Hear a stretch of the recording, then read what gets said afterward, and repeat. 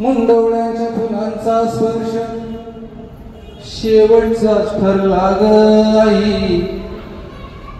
त्यानंतर फुलांशी माझं नातच तुटलं ग बाई. त्यानंतर फुलांशी माझं नातच तुटलं ग बाई. नातच तुटलं ग बाई. त्यांचं नातं पैशाशी, त्यांचं म्हणजे नवऱ्याचं, त्यांचं नातं पैशाशी. तोच बोलतो ग आई, तोच बोलतो, तोच डोलतो, नाचतो सुद्धा. काय सांगू नि कसं सांगू तुला माझे आई. दिवस रात्र नवरा मला मारीतच आहे. दिवस रात्र नवरा मला मारीतच राही. ह्याच्या दारूमुळं सर्व गमावलं ग आई. ह्याच्या दारूमुळं सर्व गमावलं ग आई. गळ्यात फुटका मनी सुद्धा राहिलाच नाही. गळ्यात फुटका मनी सुद्धा राहिलाच नाही. उपाशी तापाशी राहून जगते ग आई.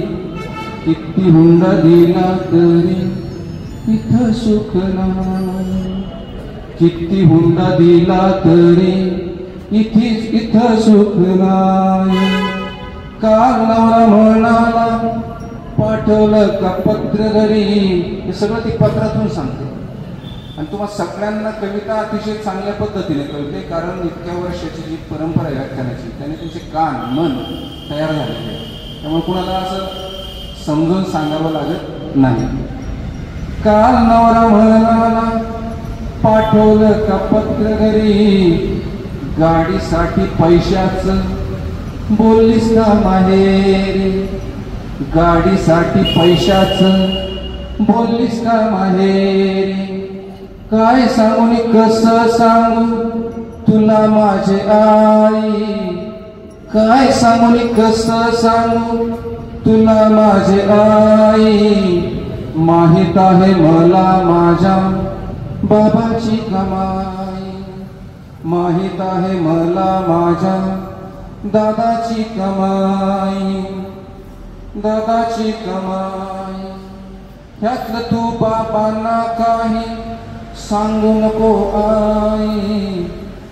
पुढच्या पत्रात ती म्हणते, कारण आईचा मुलीचा संवाद चालतो, बापाला मात्र दुःख कळलं नाही पाहिजे.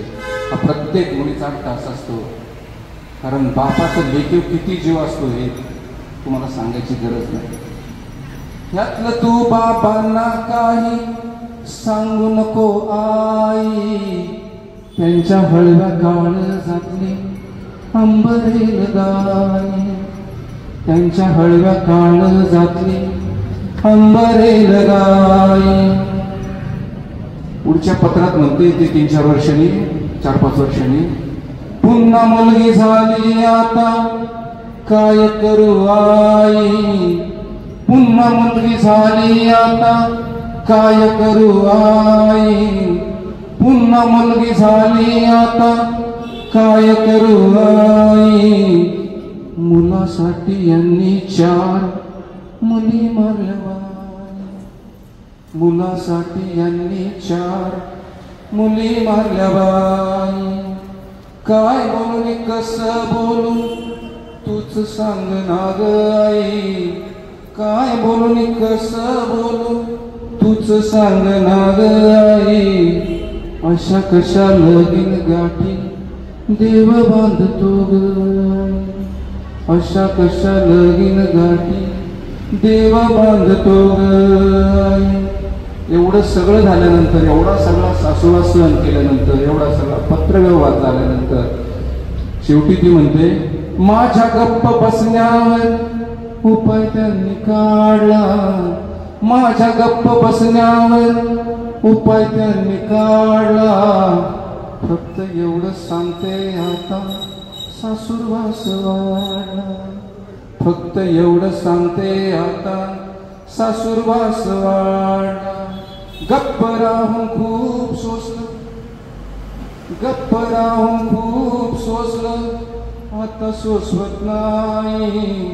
गप्प राहून खूप सोसलं, आता सोसवत नाही. पत्र मिळेल तेव्हा मी जिवंत असणार,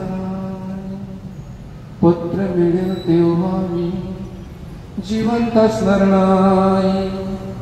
एवढं सांगते आई येताना शांतपणे ये, एवढं सांगते आई येताना शांतपणे ये. खूप खूप फुलांनी देह माझा झाकून दे, खूप खूप फुलांनी देह माझा झाकून दे. चटके आणि माराचे वळ सारे सारे झाकून जाईल, चटके आणि माराचे वळ सारे सारे झाकून जाईल. माये तुझ्या फुलातून मी सुगंध बनून राहील, माये तुझ्या फुलातून मी सुगंध बनून राहील. विचार करत बसू नको, उठ उठ नाग आई. शेवटच्या पत्रात ती सांगते, विचार करत बसू नको, उठ उठ नाग आई. विचार करत बसू नको, उठ उठ नाग आई. आता निरोपी फुलं जमा कर ग आई, फुलं जमा कर ग आई. मुंडोळ्यांच्या फुलांचा स्पर्श शेवटचाच ठरला ग आई. त्यानंतर फुलांशी माझं नातंच तुटलं ग, त्यानंतर फुलांशी माझं नातंच तुटलं ग. तेवढं माझ्या पोरींना तू सांभाळ ग आई, तेवढं माझ्या पोरींना तू सांभाळ ग आई. पोटी तुझ्याच पुन्हा मी जन्मेन ग आई, मी जन्मेन ग आई. मुंडवळ्यांच्या फुलांचा स्पर्श शेवटचाच ठरला ग आई. त्यानंतर फुलांशी माझं नातंच तुटलं ग बाई, नातंच तुटलं ग.